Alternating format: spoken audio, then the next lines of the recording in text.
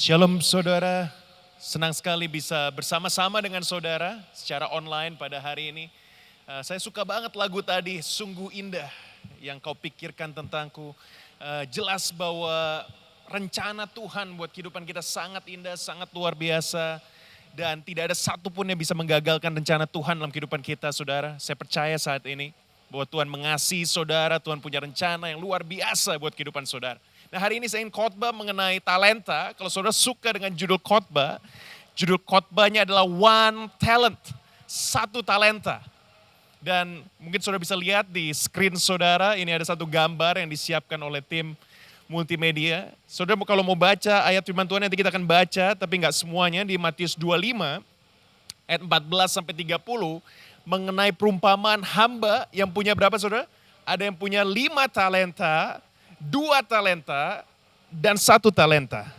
Tapi fokus kita pada hari ini adalah kepada yang punya 1 talenta. Saya berikan highlight sedikit, mungkin saudara ada yang beberapa yang belum familiar dengan cerita ini. Atau mungkin sudah lama sudah nggak dengar cerita ini. Jadi ceritanya ada seorang yang pergi ke luar negeri, mau pergi dia panggil hamba-hambanya dan mempercayakan hartanya kepada mereka. Yang seorang diberikan 5, yang satu lagi 2, dan yang seorang lagi 1, masing-masing menurut kesanggupannya. Lalu kita tahu bahwa di cerita ini, yang 5 bawa kembali 5, yang 2 bawa kembali 2, dan yang 1 apa yang dia lakukan? Dia kubur talentanya, dia sembunyi, dan dia kembalikan hanya 1 itu tanpa ada perlipat kali gandaan. Lalu dihukumlah yang cuma punya 1 talenta ini, dan apa yang dia punya dikasih kepada yang punya 5 talenta. Nah waktu saya dulu dengar cerita ini dan saya sering dengar khotbah tentang ini. Dulu saya pikir begini loh, bahwa cerita ini tentang talenta. Cerita ini tentang kemampuan, bahwa kita sebagai orang Kristen diberikan kemampuan, diberikan kekuatan, diberikan kepercayaan, lalu kita harus mengembangkan. Akhirnya waktu saya jadi Kristen, waktu saya mulai mengenal Tuhan, yang saya lakukan adalah saya mencoba dengan kekuatan saya saudara. Dengan sekuat tenaga untuk mengembangkan semua yang saya punya. Sampai saya capek, sampai saya stres, sampai saya masuk ke dalam satu namanya fase di mana saya, it's so dry. Karena saya mencoba dengan kekuatan sendiri mengembangkan semua yang Tuhan sudah percayakan buat saya. Nah waktu saya siapkan ayat ini, saya merasa satu hal, saudara dapat pewahyuan khusus dari Tuhan. Saya harap saudara mendapatkan hal yang sama waktu saudara dengar khotbah pada hari ini.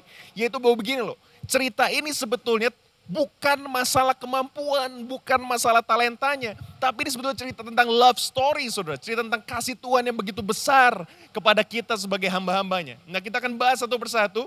Yang pertama saya akan mau bahas tentang siapa ini hamba yang punya 1 talenta. Saudara bisa baca di Alkitab di Matius 25 ayat 14. Lalu kita langsung skip ke ayat yang ke-26. Sebab hal kerajaan surga sama seperti seorang yang mau bepergian ke luar negeri, yang memanggil hamba-hambanya dan mempercayakan hartanya kepada mereka. Nah saudara coba itu garis bawahi kata hamba-hambanya. Jadi ini bukan orang asing, ini bukan orang baru, ini bukan anak Tuhan yang baru, tapi ini hamba yang sudah dipercaya, dikatakan mempercayakan hartanya kepada mereka. Maka jawab tapi di ayat 26, dikatakan begini kepada yang punya 1 talenta, hamba yang apa? Jahat dan malas. Apa yang terjadi dari hamba yang setia, dari hamba yang dipercaya, menjadi hamba yang jahat dan malas. Pasti ada sesuatu yang terjadi dalam kehidupan hamba ini, sampai-sampai dari orang yang dipercaya jadi orang yang jahat dan malas. Dan kita mau lihat saat ini, kenapa penting untuk kita melihat saudara? Karena saya banyak ketemu orang, saya pernah share buat saudara yang tadinya berapi-api melayani Tuhan, ke gereja seminggu 2 kali, 3 kali, berdoa setiap malam, berkhotbah di depan saudara, melayani Tuhan bersama-sama. Tapi sekarang ke gereja aja gak mau lagi, menapakkan kaki di gereja saja tidak mau lagi. Ada kepahitan, ada kekecewaan. Saya lihat banyak di bahasa Inggris namanya backsliding, artinya murtad begitu saudara. Jadi orang yang tadinya sungguh-sungguh dalam Tuhan, tapi dia keluar dan dia tidak lagi mengikut Tuhan. Bahkan ada WL, ada worship leader, saudara yang lagunya kita nikmati bersama. Kita udah sering dengar lagu-lagunya. Tapi sekarang meninggalkan keluarganya, meninggalkan istrinya. Dan dia sudah tidak percaya lagi. So many things happen. Nah kita mau bahas saat ini, apa yang terjadi. Dan kita mau belajar 3 prinsip hari ini. Ada 3 hal yang saya pelajari daripada ayat ini yang saya harap menjadi pewahyuan dalam kehidupan saudara. Saya akan mulai dengan ini saudara. Yang pertama adalah comparison kills. Bahasa Indonesianya perbandingan itu pembunuh utama, pembunuh sejati iman saudara. Now, yang menjadi masalah dalam cerita ini adalah bukan begini. Karena seringkali kalau kita dengar di sekolah minggu atau dengar khotbah, 1 talenta sedikit, 2 talenta banyak, 5 talenta paling banyak. Benar? Nah, saya mau saudara tahu satu hal. Saudara tahu berapa banyak itu 1 talenta? 1 talenta itu kalau menurut standar Romawi waktu itu, harganya adalah 1,4 juta dolar, saudara. 1.4 million dollars. Kalau saudara terjemahkan dalam rupiah, kalau menurut tradisi dari rupiah ada 2 tradisi. Kalau secara dolar 1,4 juta dolar, tapi kalau di rupiah upah ini adalah gaji orang selama 16 tahun. Kalau saya kalikan, saudara kira-kira gaji orang sebulan 4 sampai 6 juta, 16 tahun adalah sekitar 1 miliar rupiah. Jadi 1 talenta bukan hal yang kecil. Tapi kenapa orang ini menjadi jahat, menjadi malas dan mengubur talentanya? Ini yang menjadi masalah saudara. Kenapa? Karena dia melihat yang lain dapat 5 talenta. Yang lain dapat 2 talenta dan dia tanda kutip saudara ya, hanya mendapat 1 talenta. Jadi yang paling penting dalam hal ini bukanlah saya kurang diberkati. Saya sudah diberkati, tapi saya melihat orang lain lebih diberkati dari saya. Hamba yang punya 1 talenta ini bilang gini, terima kasih saya dapat 1 miliar, sudah bayangkan. Kalau menurut Amerika 1.4 million dollars, 14 miliar. Tapi dia lihat yang lain dapat 2 miliar dan 5 miliar. Let me share with you something. Kebanyakan kita tidak puas, kurang puas dalam kehidupan. Bukan karena kurang diberkati. Tapi karena kita lihat Tuhan sepertinya memberkati lebih banyak orang daripada kita. Tuhan memberikan talenta lebih banyak kepada orang lain. Tuhan memberikan berkat lebih banyak kepada orang lain. Saya mau share buat saudara, ini ada foto legendaris. Tolong jangan di screenshot, tolong jangan di save fotonya. Ini foto yang cukup memalukan saudara dari zaman tahun 2002. Di screen saudara-saudara bisa lihat ini adalah foto mobil pertama saya saudara. Holden Barina tahun 1992 biru metalik. Mungkin waktu saudara lihat fotonya metaliknya di mana? Saudara nggak bisa lihat metaliknya, kan hanya saya yang bisa lihat. Yaitu berkilauan penuh dengan kemuliaan Tuhan saudara. Nah saya waktu dapat mobil ini senangnya luar biasa. Saya sudah doa Tuhan, saya minta mobil untuk hadiah umur 18 tahun. Waktu saya umur 18 papa saya belikan mobil ini. Saudara mungkin lihat posisi berdiri saya seperti itu, saudara tahu kenapa? Karena saya menutupi bagian di situ. Karena sebetulnya mobilnya tidak ada spion kiri saudara, spionnya hanya ada di sebelah kanan. Jadi saya tutupin dengan badan saya di situ. Lalu saya dengan bangganya saudara menyetir mobil ini ke gereja dan saya bilang terima kasih Tuhan. You are so good. Zaman-zaman Don Moen waktu itu saudara ya, God is good all the time. And all the time, God is good. Saya dengar lagu Don Moen waktu itu zaman masih CD, saudara. Belum ada MP3 player. Belum ada apa itu, ya seperti sekarang ya Bluetooth, iPhone tidak ada. Saya pasti pakai CD itu, CD Don Moen. God is good all the time, thank you Jesus. Masuk gerbangnya bersyukur Ron Canoli. Diterjemahkan ke bahasa Indonesia. Dan saya sangat diberkati, saudara. Saya bangga sekali punya Tuhan yang memberikan saya mobil pertama. Apa yang terjadi begitu saya sampai ke gereja saudara, di parkiran gereja, dengan sangat sukacita saya keluar dari mobil dan saya lihat ada teman saya, saudara seiman dalam Tuhan, haleluya, membawa mobil Nissan Skyline 2001. Ini saudara bisa lihat fotonya kira-kira saudara ya. Dari saya merasa diberkati, God is good all the time, merasa sangat bangga. Apa yang terjadi saudara? Begitu saya lihat Nissan Skyline 2001 di depan mata, saya bilang, God is not fair. Dari God is so good, menjadi apa? God is not fair. Ada apa masalahnya nih? Tadinya bersuka cita loh. Berkatnya tetap sama. Mobilnya tidak berubah. Sukacita sejati. Begitu keluar dari mobil, lihat ada Nissan Skyline 2001. Saya bilang, God is not fair. Dari I am blessed, dari gratitude saudara, menjadi grudge. Apa itu grudge? ngomel, komplain. Terus tahu nggak saudara, saya bilang gini loh ke Tuhan. Saya ingat banget, saya umur 18, saya bilang gini ke Tuhan. Tuhan Yesus, saya sudah WL, khotbah ke gereja seminggu 4 kali, jemputin orang ke gereja dengan mobil butut ini, saya bilang. Tapi saya nggak dapat skyline. Itu anak boro-boro, seminggu sekali ke gereja aja udah bagus. Dan engkau memberkati dia dengan skyline. Ini bukan masalah skyline atau Holden mana yang lebih bagus. Ini masalah apa saudara? Dan akan saya share buat saudara begini. You know what? When you start comparing yourself with others, saudara mulai membunuh potensi dalam kehidupan saudara.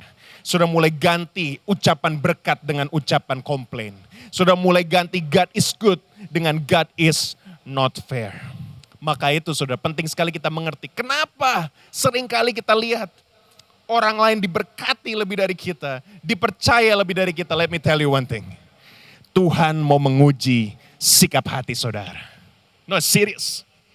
Kalau saudara orang yang paling diberkati di RT saudara, di RW saudara, di kelurahan saudara, di kota engkau paling hebat, engkau paling besar, engkau punya talenta paling banyak, of course saudara akan bersuka cita. Tentu kamu akan bilang Tuhan baik.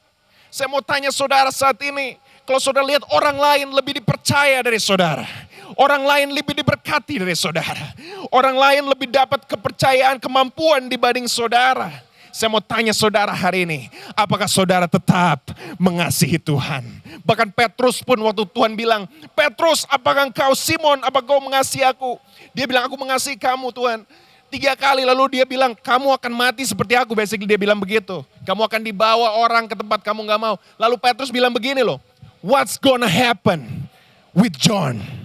Bayangkan murid Tuhan Yesus yang paling hebat saja masih membandingkan dirinya dengan orang lain. Comparison kills saudara. Waktu saudara membandingkan dirimu dengan yang lain dan kau mulai merasa kurang. Itu adalah cara terbaik iblis untuk membunuh potensi saudara. Saudara mau menghancurkan seseorang gampang saudara. Bandingkan orang itu dengan yang lain. Ya, dia habis lari maraton, selesai kan misalnya peringkat ke-7 atau peringkat ke-10, dikasih tepuk tangan, orang kasih selamat. Saudara mau jatuhkan dia bilang, alah gak juara 1 aja bangga. Ya kan? Matematika dapat 7, gak dapat 9 aja bangga. Saudara mau hancurkan orang paling gampang, bandingkan dengan yang lain. Tapi yang kedua, ini yang luar biasa saudara. Lihat Matius 25 ayat 15. Yang seorang diberikan 5 talenta, yang seorang 2 talenta, yang seorang lain lagi 1, masing-masing menurut apa? Kesanggupannya, bahasa Inggris, kemampuannya, ability. Then he went on a journey. Let me tell you, yang pertama tadi apa? Comparison kills. Yang kedua begini, Tuhan memang memberikan sesuai kemampuan. Tapi saya mau bilang buat saudara gini, Tuhan memberikan sesuai kemampuan saudara saat ini. Mungkin saudara merasa sudah mampu, sudah bisa dipercaya.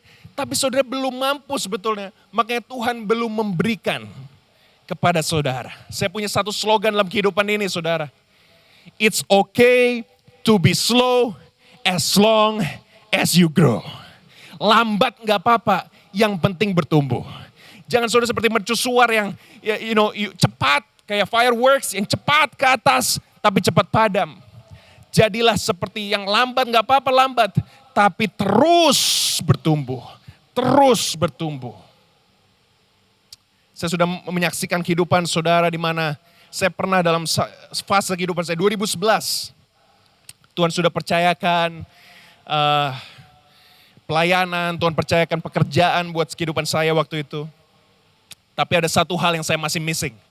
Saya bilang, Tuhan, saya belum sukses di bisnis. Saya mau jadi businessman juga. Saya gak mau cuma jadi dosen, gak mau cuma jadi pendeta, pengkhotbah, saya mau juga berbisnis. Karena saya percaya, kalau Tuhan menyertai saya, Tuhan akan memberikan saya kepercayaan, Dia akan memberikan saya terobosan dalam bisnis. Lalu mulailah kita berbisnis. Tapi 2011 waktu kita mau mulai berbisnis, istri saya sudah bilang begini, waktu itu masih tunangan ya, dia bilang begini, saya kayaknya belum waktunya. Saya ingat banget waktu itu. Dia bilang apa? Belum waktunya dia bilang. Saya kan pengkhotbah kan, saya bilang Tuhan tahu rencana apa padaku mengenai kamu, rancangan damai sejahtera. Wah, saya kutip ayat lah, ya sudah. Istri saya, makanya kalau istri bicara sesuatu, jangan didiskon saudara. Jangan dibilang kamu gak ngerti apa. Biasanya yang mereka bilang selalu benar, biasanya saudara.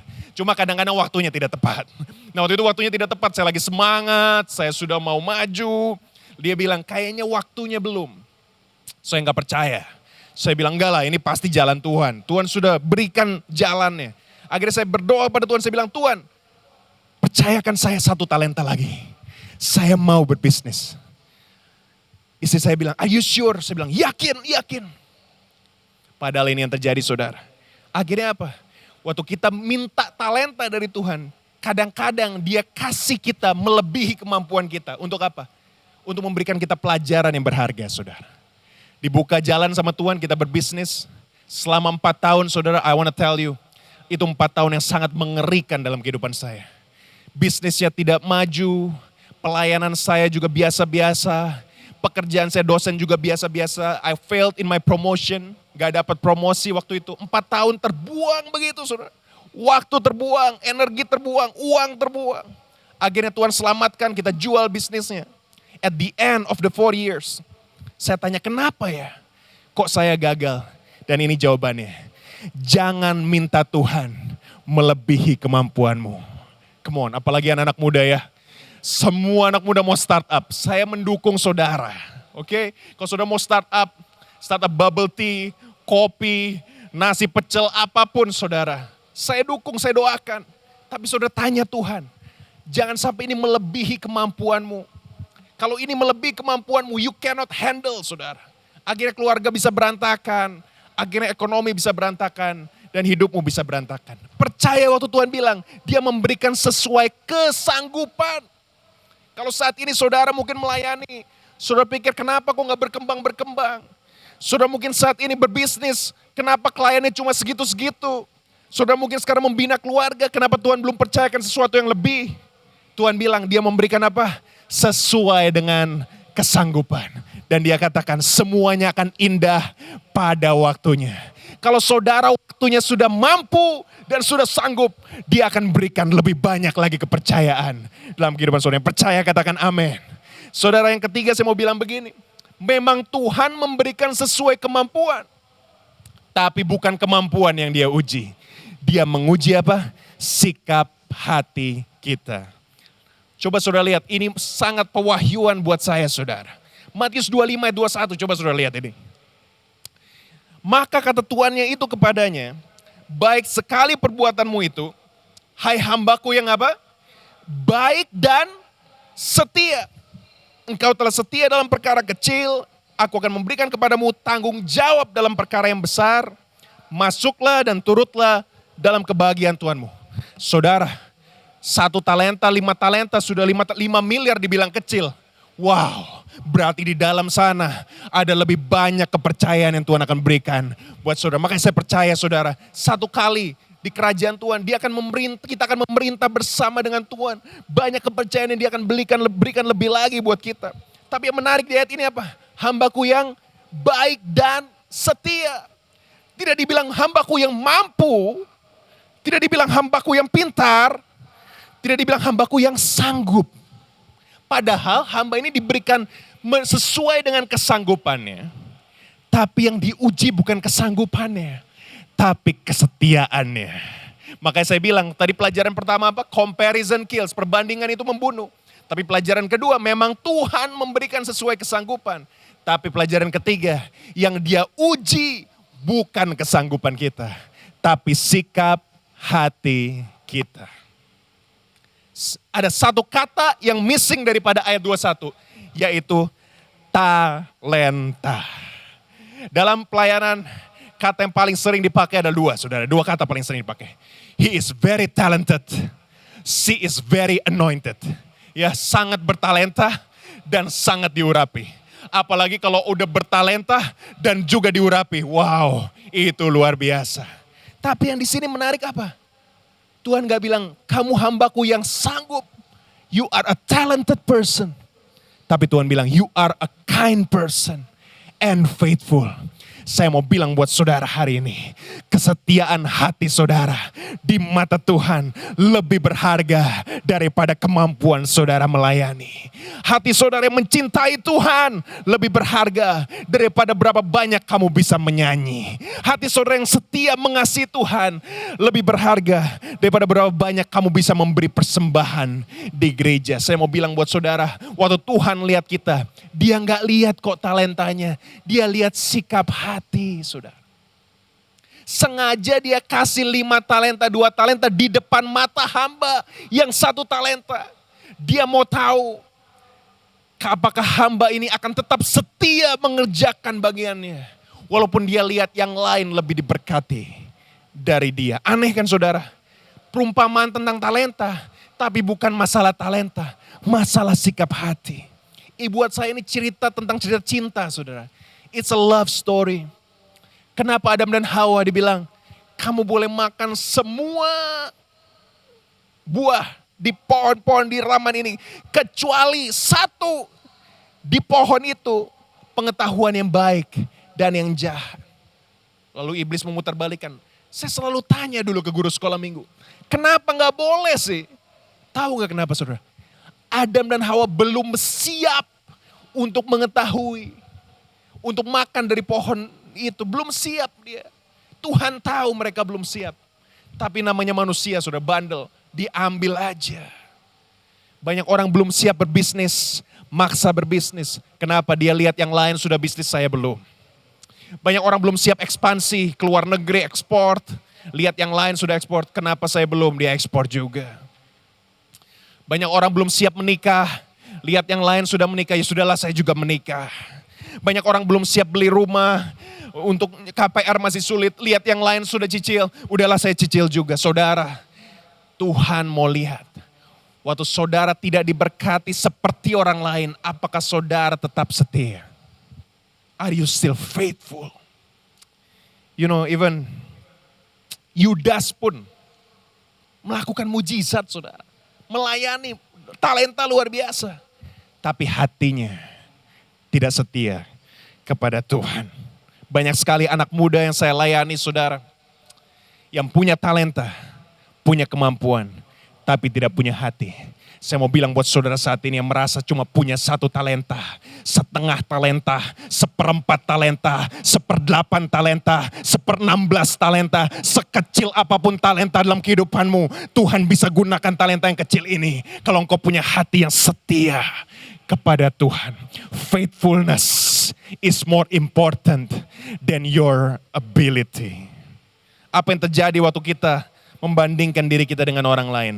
Matius 25 ayat 24. Datanglah hamba yang menerima 1 talenta dan berkata, Tuan, aku tahu bahwa Tuan adalah manusia yang kejam, yang menuai di tempat di mana Tuhan tidak menabur dan memungut dari tempat di mana Tuhan tidak menanam. Karena itu aku takut dan pergi menyembunyikan talenta Tuhan di dalam tanah. Ada 3 hal yang terjadi waktu orang membandingkan dirinya dengan orang lain, saudara. Yang pertama, dia bilang Tuhan jahat, Tuhan tidak adil, dia menyalahkan Tuhan. Yang kedua, dia takut sama Tuhan. Bukan takut yang baik atau respect, tapi takut yang benar-benar seperti Adam dan Hawa bersembunyi dari Tuhan. Dan yang ketiga, dia menyembunyikan kemampuannya dari Tuhan. Kadang-kadang kalau saya berkhotbah, saya lihat ratusan ribuan orang di depan mata. Waktu saya lihat dengan kacamata ilahi saudara, betapa banyak orang yang sebetulnya mampu, sanggup diberikan kemampuan melayani, tapi sembunyi dari Tuhan, sembunyi dari gereja, takut melayani, takut komitmen. Saudara, hari ini saya berdoa, kembali kepada Tuhan, kembali kepada Tuhan. Jangan takut. Mungkin saudara selama ini menyalahkan Tuhan dan saudara bilang, Tuhan kurang memberkati saya. Kenapa saya tidak dipercaya seperti dia? Kenapa saya gagal dapat promosi? Hey, hari ini Tuhan bilang, come back to God. Kembali kepada Tuhan. Karena sebetulnya Tuhan mengasihi hamba yang punya 1 talenta ini. Tuhan tahu dia gak akan sanggup kalau diberi 2 talenta. Tuhan tahu dia gak akan sanggup kalau diberi 5 talenta. Makanya cuma diberi 1 talenta. Saya berpikir kadang-kadang kalau skenarionya begini. Yang punya 1 talenta, dia bekerja keras, dia coba yang terbaik, dia beri yang terbaik pada Tuhan. Lalu dia kembali, dia bilang, sorry, saya sudah berusaha, saya sudah coba mengembangkan. Tapi saya cuma bisa mengembalikan 1 talenta ini. Gak bisa berkembang. Mohon maaf Tuhan. Saya percaya Tuhan yang baik itu akan merangkul hamba ini dan bilang, gak apa-apa, yang penting kamu sudah mencoba, yang penting kamu sudah beri yang terbaik. Masuklah dan turutlah dalam kebahagiaan Tuhanmu. Saudara semua, ini bukan masalah berapa banyak talenta yang saudara bisa kembalikan kepada saudara. Ini masalah kesetiaan hati saudara. Moga saudara katakan saat ini, saya minta pemusik maju ke depan. Moga saudara katakan saat ini, segalanya yang kumiliki Tuhan, semuanya daripada Tuhan. Dan saya akan kembangkan, saya akan kembalikan kepada Tuhan. Sekecil apapun, sesedikit apapun, saya akan kembalikan kepada Tuhan. Di dalam nama Tuhan Yesus. Haleluya, terima kasih Tuhan. Adakah saudara saat ini yang berkata, keluarga saya sangat demanding. Mungkin saudara pernah dengar kata-kata, papa mama sudah invest banyak buat kamu. Keluarga sudah invest banyak buat kamu. Tapi kamu belum bisa apa-apa. Kamu belum bisa kembalikan apa-apa. Hari ini saya mau katakan buat saudara, Tuhan mengasihi saudara. Dia tidak menuntut dari saudara. Justru karena kita dikasihi Tuhan, kita tahu dia mengasihi kita. Maka secara natural, tanpa maksa, kita akan mengembangkan segala sesuatu yang Tuhan sudah berikan kepada kita. Dalam nama Tuhan Yesus. Haleluya. Amin. Segalanya yang ku miliki, semuanya daripadamu kan ku bawa. Persembahanku yang terbaik hanya bagi. Katakan segalanya. Segalanya yang ku miliki, semuanya Tuhan, semuanya daripada. Kami mau bawa siang ini Tuhan. Ku bawa persembahan, amin, yang terbaik hanya. Katakan sekali lagi. Segalanya